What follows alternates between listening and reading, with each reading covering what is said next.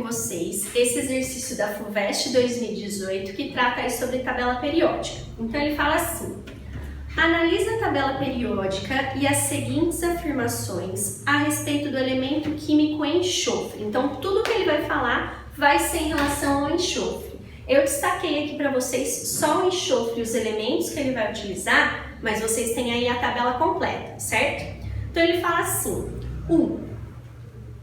Tem massa atômica maior do que a do selênio.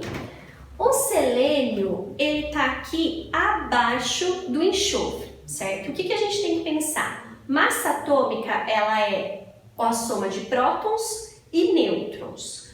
Como a gente tem na tabela periódica ordem crescente de prótons, quer dizer que quanto mais para baixo, mais prótons eu vou ter. Automaticamente, mesmo que eu não saiba quantos nêutrons eu tenho que pensar que se o próton é maior, a massa também vai ser maior. Então, quem está mais abaixo na tabela tem massa maior, certo? Então, aqui o selênio tem massa atômica maior do que do enxofre. Então, a primeira aí, ela é falsa, certo? 2. Pode formar com o hidrogênio um composto molecular de fórmula H2S. Aqui, o enxofre, ele está no grupo 16 da tabela periódica.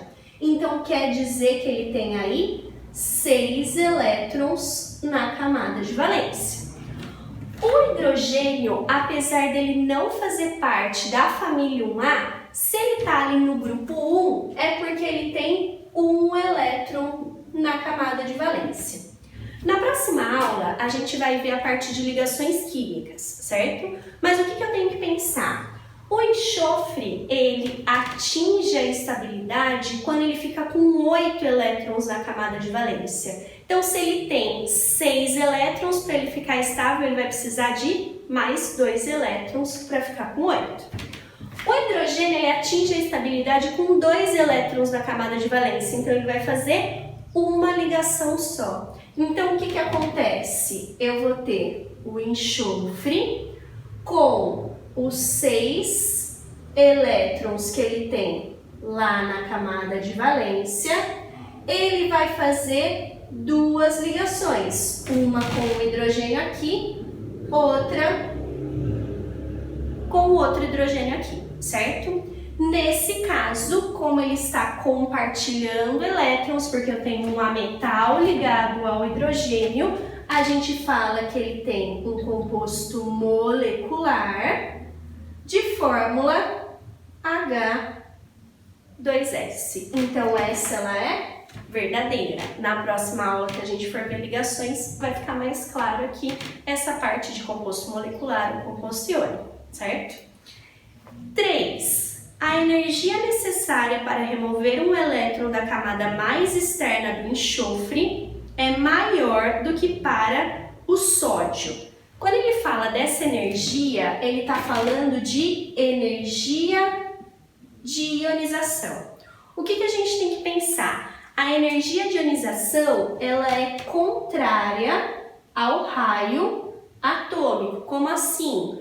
Quanto maior o raio do meu elemento, mais fácil é para eu tirar o elétron dele. Então, menor a energia de ionização, certo? Se a gente olhar o enxofre e o sódio, os dois estão no mesmo período, no terceiro período.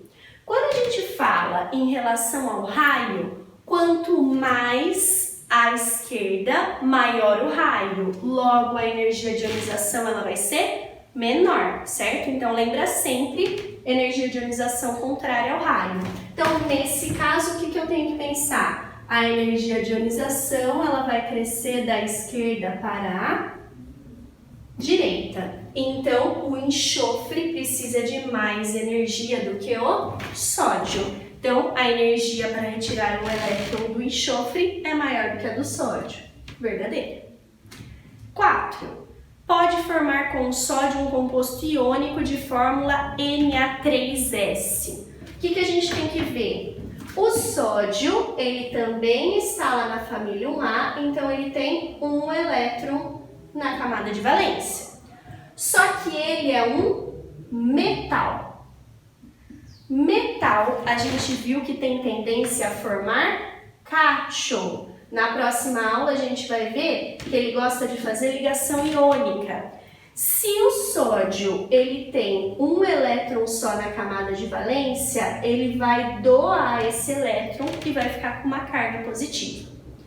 O enxofre, eu acabei de falar para vocês, tem 6 elétrons na camada de valência.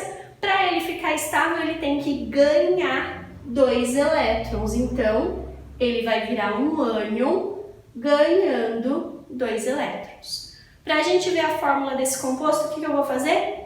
Cruzar as cargas. Esse 2 vem para cá e o 1 vem para cá. Então, a fórmula ficaria Na2S. É um composto iônico porque é formado por um metal mais um ametal. Só que a fórmula é 2 átomos de sódio e não 3, como fala aí o exercício. Então, essa última ela é falsa. Então, vai ficar 2 e 3 corretas, alternativa C, certo?